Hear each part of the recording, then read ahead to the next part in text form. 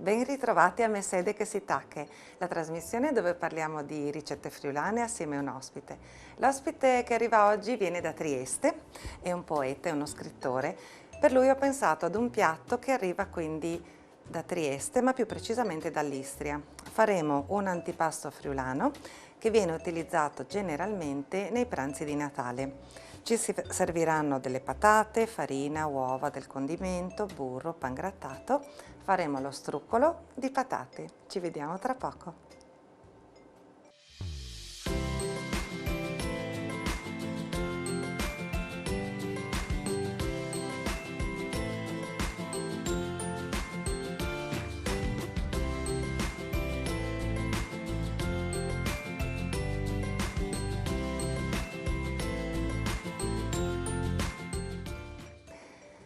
Come vi dicevo, l'ospite arriva da Trieste, quindi gli facciamo una ricetta che arriva dall'Istria. Mi pare che sia arrivata con gli esuli nel momento dell'esodo da Pola e qualcuno dice anche dall'Austria in realtà, perché il suo nome, Strudel, potrebbe derivare da Struckel, ma da alcune cose che ho letto potrebbe anche derivare da Struccoli, che è anche un cognome friulano, proprio arrivato da quelle zone, e struccolo de patate appunto potrebbe arrivare da struccoli. Quindi sicuramente cominciamo con le patate. Le ho già lessate e adesso andremo a schiacciarle in una ciotola di vetro. È un piatto, anche questo, un piatto di quelli che è semplice, arriva dalla cultura contadina. Sono delle patate lessate che vengono poi mescolate con uova, sale e pepe come per gli gnocchi. Ne faremo poi un rotolo che generalmente viene cotto in acqua bollente. Io mi ricordo quando ero piccola, abitavo nella zona di Cormons e lo mangiavo proprio con lessato. Veniva arrotolato con all'interno delle spinaci, veniva poi arrotolato con uno strofinaccio perfettamente pulito e messo a bollire. Oggi preparerò una versione leggermente diversa perché la voglio cucinare in forno. Otterremo una cottura simile perché lo cucineremo dentro la carta forno, ma ho pensato che nelle cucine di oggi magari non ci sono le pentole lunghe, le ovali, quelle dove si cuoce il pesce per esempio, quindi per comodità faremo una cottura in forno.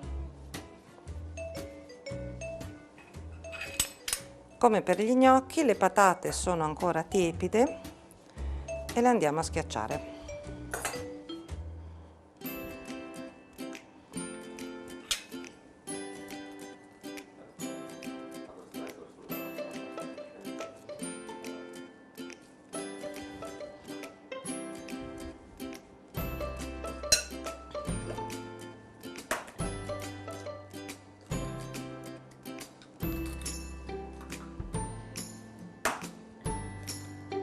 Le mie uova si rompono un po' a caso.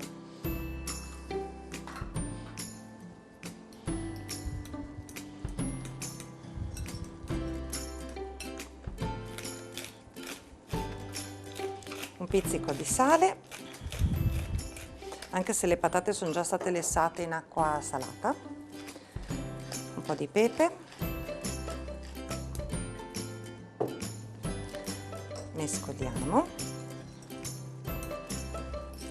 Adesso come condimento extra, in modo che l'impasto diventi veramente morbido e gustoso, andremo ad inserire anche un pochino di burro fuso. Il burro l'ho già fuso, sono un paio di cucchiai di burro per capirci. Adesso mescoliamo bene e poi aggiungiamo la farina, tanta quanta ne basta per compattare l'impasto e per poterlo stendere un pochino con il mattarello. Ne faremo un rotolo piuttosto alto che poi verrà condito all'interno. Come dicevo, quando ero piccola lo mangiavo spesso con il ripieno di spinaci.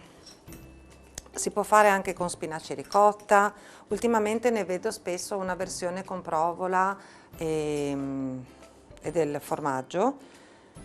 Rimaniamo qui in Friuli con una ricetta semplice. Non vale per tutti i friulani, vale solo per me che cerco di passarvi ricette base. Oggi lo condirò con un po' di pangrattato tostato nel burro fuso e lo voglio riempire con dei funghi che ho già trifolato. Quindi faremo un rotolo di patate con i funghi che poi condirò con del burro e della panna. Poi vi faccio vedere. L'impasto è sufficientemente compatto e soffice e adesso lo vado a stendere. Adesso che la carta da forno è bagnata e strizzata molto bene, vedete come uno strofinaccio. Quindi mi è sicuramente più comoda per lavorare, per arrotolare e manterrà un po' di umidità nel momento in cui passerò il rotolo dentro al forno.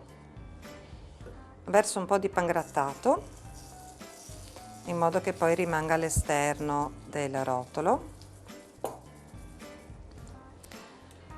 e vado a spalmare il composto.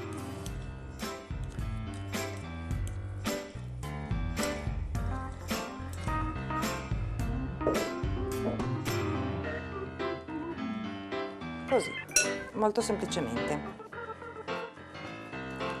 Questo è un piatto che secondo me è molto furbo per chi vorrebbe fare gli gnocchi ma ancora non se la sente. Non so, ci sono delle ragazze che magari sono appena andate a vivere da sole e gli gnocchi possono essere un piatto un pochino ostico. Io mi ricordo i primi che ho fatto quando sono andata a vivere da sola, potevano essere tranquillamente utilizzati come proiettili. Invece i secondi che ho fatto si sono completamente sciolti mentre li cucinavo, quindi questo invece è un piatto un po' più furbo, ecco, più comodo da fare. Gli diamo una forma rettangolare.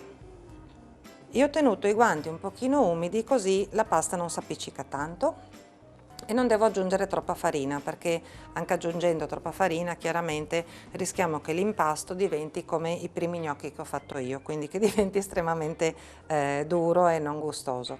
Lo lasciamo con uno spessore di 1 centimetro circa, come si può vedere, e adesso lo condiamo con pan grattato rosolato nel burro. Io sto utilizzando un friggiburro, in realtà potete utilizzare una padella antiaderente qualunque, ci mettete dentro 2-3 pezzettini di burro, non tantissimo perché comunque andrà condito anche esternamente.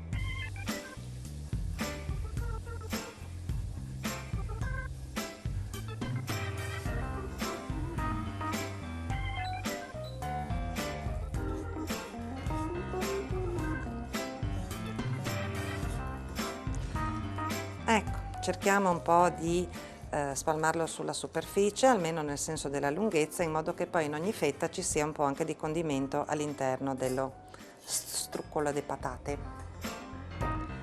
Ora con l'aiuto della carta forno lo arrotoliamo, così.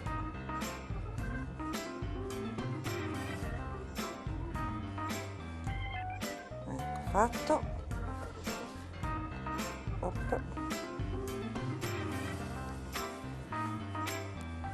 Gli diamo un po' di compattezza e lo chiudiamo a mo' di caramella. Se volete potete chiuderlo con uno spago o semplicemente chiudere la carta in questo modo, che è molto semplice, comodo, e lo adagiamo su una teglia da forno. Nel prendere la teglia mi sono appena accorta che non ho messo i funghi all'interno. Poco male, succede in tutte le case, li utilizzeremo come condimento con un pochino di panna. Tanto viene buono lo stesso. La cosa bella delle cucine di casa è, provate a pensare al lievito. Il lievito che oggi compriamo in bustina, in cubetto, non è altro che una dimenticanza di una qualche cuoca, perché se noi lasciassimo un po' di acqua e farina dimenticato in un angolo tiepido della cucina, questo composto raccoglie i lieviti naturali che ci sono nell'aria e piano piano comincia a fermentare. Non avrà sicuramente il gusto del lievito fresco appena fatto, potrebbe avere un po' un sapore di fermentato, ma sicuramente è un lievito. Quindi dagli errori nascono tante cose in cucina. Per esempio questo struccolo che doveva essere ripieno di funghi, ma lo condiamo con i funghi. Adesso lo mettiamo in forno a 180 gradi per mezz'oretta.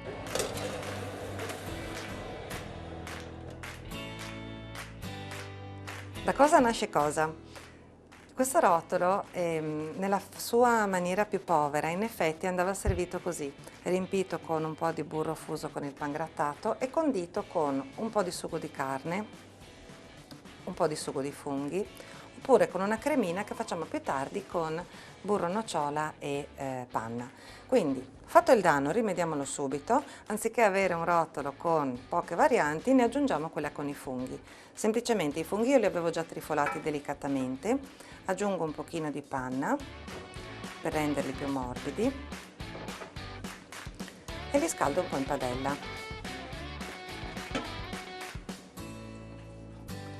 Stessa cosa faremo con il sugo di carne. Abbiamo un semplice ragù, lo vado ad ammorbidire con un po' di panna, aggiungiamo anche qui, e li scaldo così quando l'ospite arriverà potrà scegliere tra i vari gusti dello struccolo di patate. Quindi preparati i due condimenti con ragù e un po' di panna e funghi trifolati e un po' di panna, prepariamo il condimento al quale avevo pensato inizialmente, cioè una salsetta fatta con del burro nocciola. Adesso che il burro ha preso questo bel color nocciola e fa le puntine, aggiungiamo un po' di panna.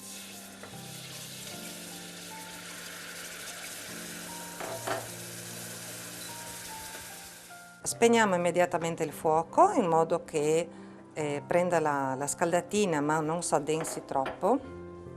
A questo punto è una bella salsetta che ci servirà per condire il nostro tris di rotoli con le patate. La cosa migliore sarebbe riuscire a legare la salsetta come casualmente è capitato a me oggi, nel senso che prendendo la botta di calore i due grassi si sono amalgamati ed è diventata una crema. Se questo non dovesse succedere perché magari lavorate a temperature basse e avete paura di bruciare, come può succedere, dopo aver unito la panna e il burro prendete una scodellina piccola da caffè, ci mettete un cucchiaino di maizena che io mi ero già tenuta pronta e con un pochino d'acqua andate a scioglierla e la versate nella crema. Versatela a mezzi cucchiaini alla volta perché tende ad addensare subito, quindi questo sarebbe il trucco.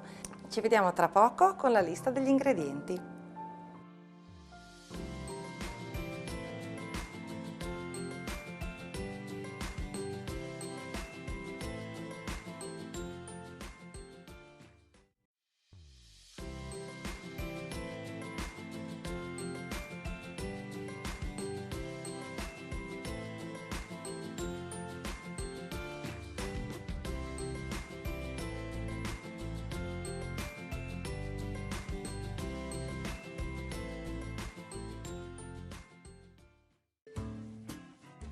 Per fare lo struccolo di patate ci serviranno 500 g di patate, 250 g di farina, 2 cucchiai di formaggio da grattugiare, sale, 100 g di burro, 2 uova e pangrattato. Per condire dei funghi trifolati e del sugo di carne. Come vi ho anticipato, oggi abbiamo con noi un triestino, un ospite di Trieste, quindi benvenuto Rodolfo Carone. Grazie, grazie per questo invito. Ti voglio fare i complimenti, voglio ringraziare anche per questa occasione che non è mai scontata e volevo dirti che sei bravissima. Noi ci conosciamo anche da tanti anni, hai fatto un bellissimo percorso e questa trasmissione è veramente fatta molto bene, molto professionale e volevo ringraziare tutti per questo invito. Bene, quindi ringraziamo il cameraman che in questo momento è dietro di me e si subisce tutte le ricette, tutti i profumi e ha la fortuna insomma di incontrare i nostri ospiti. Rudy, tu adesso hai parlato di un percorso che ho fatto, in effetti sì, c'è, grazie per averlo ricordato e chiaramente oggi siamo qui per il tuo percorso e quindi mi farebbe piacere portare ai telespettatori quello che è stato il tuo successo. Dicono che il successo non è strass, luccichini e ciglia finte, ma quello che tu hai fatto succedere, quello che tu hai fatto accadere. Hai una storia molto bella da raccontare, molto dolce e gentile, che fai con Francesca Tuzzi, siete collaborate assieme per tantissimi progetti, la tua sorellina, tu sei il suo fratellone, vero? Questo percorso che tu hai fatto e che ti ha portato a questo, è partito per una presa di coscienza che hai fatto da adulto o era un sogno che tu avevi da bambino? Perché, scusa, ti finisco la domanda, perché tu hai scritto un libro che narra di una leggenda particolare. Raccontami. Beh, intanto sì, grazie per questa domanda. E sicuramente è nato da un sogno che avevo da bambino ed è curioso perché proprio nell'ultimo libro che ho avuto occasione di scrivere, che è La leggenda di Idur, che è un po' un libro a specchio, come il nome stesso, Idur è Rudy al Ido, Rodi, contrario. ok. E aveva proprio questo scopo di raccontare in modo simbolico quello che è stato un mio viaggio personale, che può essere in qualche modo di utilità a tutti, perché ho sempre questo principio: se questo è valso per me, vuol dire che può aiutare anche le altre persone, può valere per tutti. Da bambino, tornando Io indietro, spengo il forno, sai? ok, sicuramente avevo ad esempio un piccolo sogno, che era quello di insegnare, ma io me ne sono reso conto dopo, nel tempo. Il tuo sogno era insegnare? Sì. Ti sei appena inimicato tutti i ragazzi che guardano la televisione. No, No, ma lo scherzo. devo a è vero, ma lo Sì. devo a un mio caro maestro delle elementari che mi è stato di gran riferimento. Mi piaceva, è stata una figura molto importante e quando vedevo lui dicevo mi piacerebbe fare come lui. Poi è una cosa che ho perso nel tempo, quindi in verità riacquisto le simpatie dicendo che Ok. dalle medie in poi o ai superiori a qualcosa che avevo completamente staccato da me, mi sembrava una cosa impossibile, ma neanche non me lo ricordavo più. Anzi, non c'era niente di più distante da questo principio. In verità, poi, per tutta una serie di situazioni, mi sono reso conto a un certo punto che lì sono finito. Sono tornato ad insegnare non magari a bambini, ma ad adulti. Quindi sei tornato, hai fatto un giro lungo e sei tornato a te. Sono tornato a me. È stato un viaggio circolare e me ne sono reso conto poi dopo. Questo per dire che in qualche modo, se qualcosa ti appartiene, prima o poi ti arriva sempre. Magari non nel modo in cui tu pensi, non nel modo in cui all'inizio tu lo cerchi di in qualche modo cristallizzarlo, di immaginarlo, però ti arriva, se qualcosa è tuo, in qualche modo ti arriva sempre. La leggenda di Idur dice proprio questo. Secondo il taoismo, esistono 4 tipi di domande a cui bisogna rispondere. Chi sono, dove vado, come e con chi. Questo ci permette di realizzare la nostra leggenda personale. Ogni, ogni essere umano, secondo questo principio, nasce per realizzare la propria leggenda personale. Quindi ognuno di noi ha una leggenda da compiere, che è un bellissimo principio, perché non è un concetto, non è una soppopera, con tutto rispetto per le Sì, soppopere certo. ovviamente, è proprio realizzare qualcosa di profondo, di grande. E che cosa dobbiamo realizzare? Dobbiamo realizzare quella che è la nostra missione. In Giappone, ad esempio, l'idogramma di Inochi, di vita, è composto da missione e destino. Quindi in parte noi abbiamo una missione da realizzare e in parte la nostra vita è destino, qualcosa che non è modificabile. Ad esempio, non è modificabile il nostro luogo di nascita, non sono modificabili i nostri genitori, parzialmente la nostra struttura fisica. Questo è destino, questo è qualcosa che non si può È già pronto nel cambiare. piatto. Però con questi principi, esatto, a proposito di piatti, con questo principio noi da lì partiamo e possiamo realizzare quella che è la nostra missione. Quello che per certi aspetti la nostra vita ci chiede, la vita ti chiede. E uno qui si domanderà, cosa?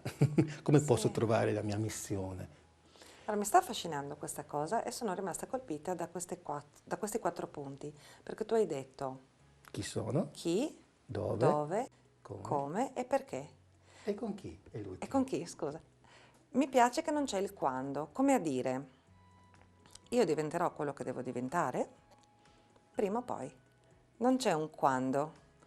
Esatto. E nell'insieme, io sai, chiaramente io ho il mio filtro, no, di visione delle cose, e hai parlato della vita come di una ricetta. Questi sono gli ingredienti, fanne tu il tuo capolavoro. come con, non so, farina, acqua e 2 patate, si possono fare tante cose e in effetti con gli ingredienti di base poi ognuno ne fa il proprio capolavoro.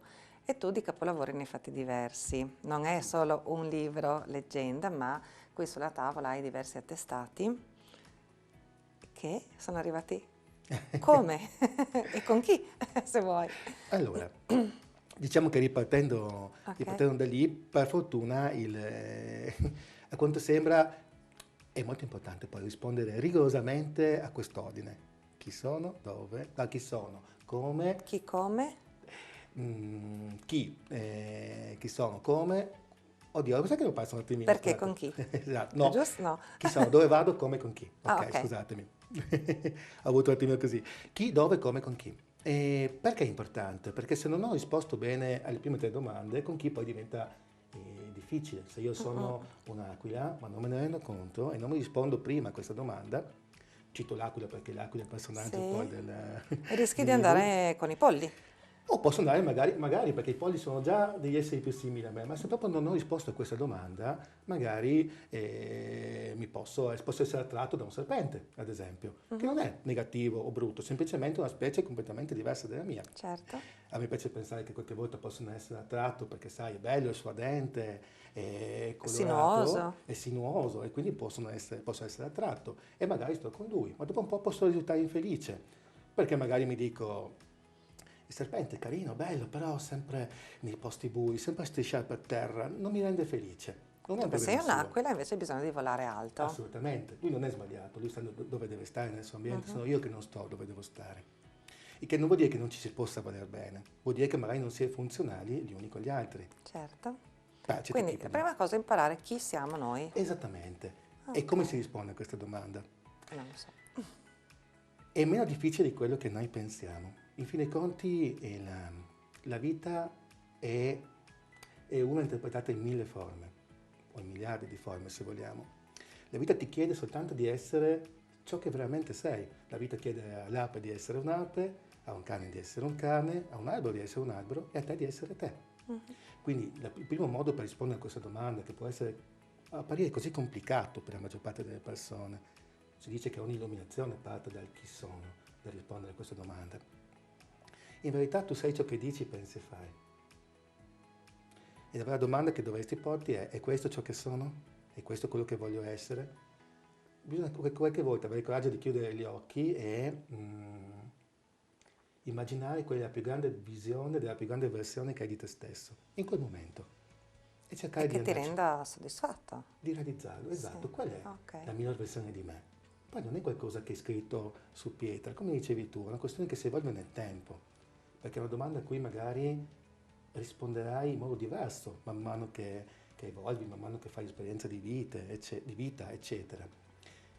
Tu sei la risposta a questa domanda ed è una risposta che cambia, non è qualcosa di Bello, scritto. perché quando vedo i ragazzi che cercano di omologarsi tra di loro, che sono in quella fase in cui copiano gli altri perché cercano la propria identità, è bello riconoscerla come una fase di passaggio da cui usciranno prima o poi, ragazzi, no? Perché Certo. poi in effetti la miglior versione di te la trovi semplicemente manifestando te, non omologandoti con gli altri. Balbetto, perché sono presa dal tuo discorso. Quindi dopo il chi arriviamo al... Al come, o il dove più che altro, prima c'è dove e il come. Quindi è chi sei. Se sei un'aquila è molto facile rispondere a questo punto alla domanda. Dove vai? Nel cielo. Come? Volando. Con chi? Ecco che questa è la domanda più interessante, è l'ultima però. Con chi viene quasi naturale, è una conseguenza. Se tu sei nel tuo spazio, se tu sei te stesso, nel tuo spazio e fai ciò che veramente ti viene naturale, ecco che le persone che in qualche modo hanno a che fare con te, le trovi semplicemente essendo te stesso o te Perché sono stessa. già nell'ambiente Esatto. tuo. Questo quindi sicuramente come minimo con chi? Perlomeno con altri volatili, diciamo, se non con altre aquile. E qui faccio subito ehm, come dire, il primo punto, la prima premessa, che questo non vuol dire che tutte le aquile sono devono diventare le tue amiche o i tuoi compagni, eccetera, eccetera. Però almeno sei nel tuo ambiente. Tra quelle sceglierai quelle che sono con te più compatibili, ovviamente, ma almeno sei nel tuo spazio a fare ciò che tu sei, realizzi te stesso con persone che fanno parte del tuo essere, che ti possono accompagnare nel tuo cammino. e tra queste sceglierai, ovviamente. Questo lo dico perché è molto importante, perché quando parlavi di anche la completa, qualcosa che comunque mi ha permesso di aiutarmi anche a realizzare quelli che sono i miei progetti, i miei sogni, sicuramente c'è una frase che per me è fondamentale, che è quella di Ubuntu. Io sono perché noi siamo. Hai giustamente precisato il mio percorso il mio viaggio con Francesca, che per me è fondamentale. Molti dei libri che abbiamo fatto li abbiamo realizzati insieme, molti dei progetti che abbiamo concretizzato abbiamo fatto insieme e non poteva essere altrimenti. Molto di quello che io sono lo so che lo debbo a tante altre persone, ma questo vale per tutti quando ce ne rendiamo conto. Noi siamo tutte le nostre relazioni. A me piace citare Desmond Tutu, che è stato l'arcivescovo del Sudafrica, che ha appoggiato e sostenuto Mandela, anche lui premio Nobel per la pace, molto di recente oltretutto, e quindi voglio rendere, come dire, omaggio con questa sua citazione. Lui diceva: sapete, tutto quello che noi abbiamo appreso lo dobbiamo a qualcuno. Io ho imparato a camminare perché qualcuno me l'ha mostrato. Ho imparato a parlare perché qualcuno mi ha insegnato a parlare. Ho imparato tutto ciò che sono, che i miei pensieri, le connessioni che io riesco a fare è perché qualcuno me le ha spiegate, perché ho avuto insegnanti, maestri, amici, libri, film, miliardi di ispirazioni. Tutto quello che io sono lo devo a qualcun altro. Poi sicuramente ho trovato il mio modo di mettere insieme, ma devo tutto, da come cammino, come parlo, a quello che scrivo, lo devo a qualcun altro. Siamo assolutamente connessi in questa rete di relazioni in cui nessuno di noi sarebbe se stesso senza gli altri. Senza gli altri. E questo Quindi, per me vale tanto. Cioè io non sarei così certo. se non avessi avuto tutte le mie relazioni, che è importante che ti sostengano, e tutti gli incontri importanti della mia vita. Ci sono stati durante la tua vita. Quindi partendo da un maestro che ti ha dato un'ispirazione, che si chiama maestro, adesso va di moda, no? Devo trovare il mio guru, il mio maestro. In realtà alle elementari noi tutti abbiamo avuto un maestro o una maestra. E poi hai fatto questo percorso molto bello dove hai incontrato Francesca Tuzzi, che collabora assieme a te, dove hai scritto diversi libri.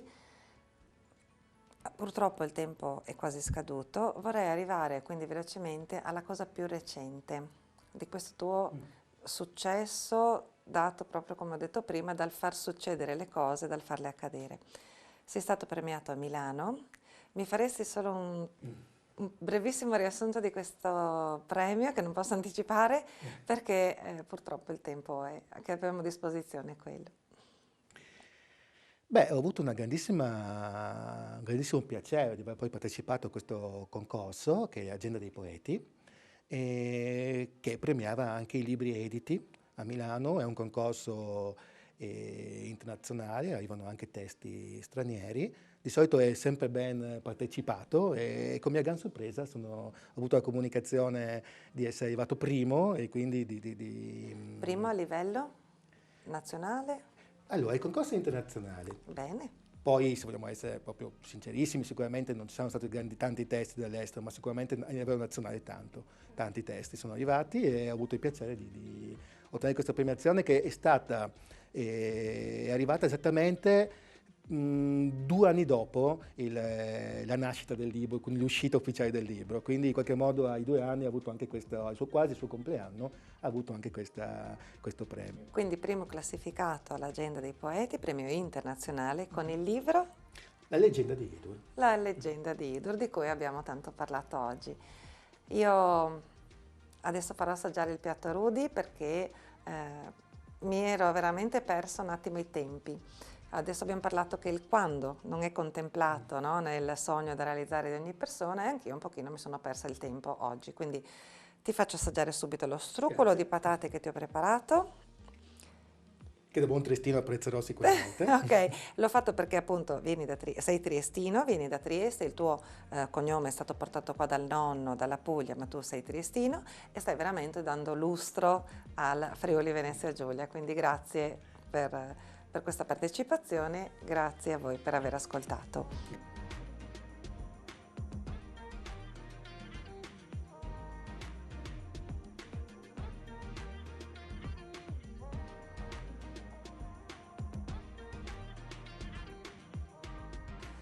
Ecco Rudy, per un mio errore ti ho fatto 3 versioni perché l'intenzione era di mettere i funghi all'interno e me ne sono dimenticata, succede, quindi hai una fetta di struccolo di patate con i funghi trifolati, una fetta di struccolo di patate col sugo di carne e una fetta con una salsina di panna e burro.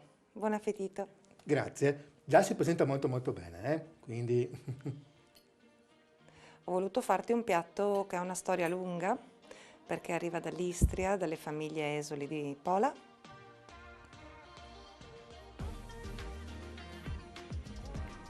da Triestino 10 lode. Grazie, grazie Rudy. Anche questa volta abbiamo avuto un po' di fortuna, l'ospite gradisce il piatto, lo stiamo lasciando mangiare tranquillamente. Vi saluto come sempre, Maman e Tenissi Conte.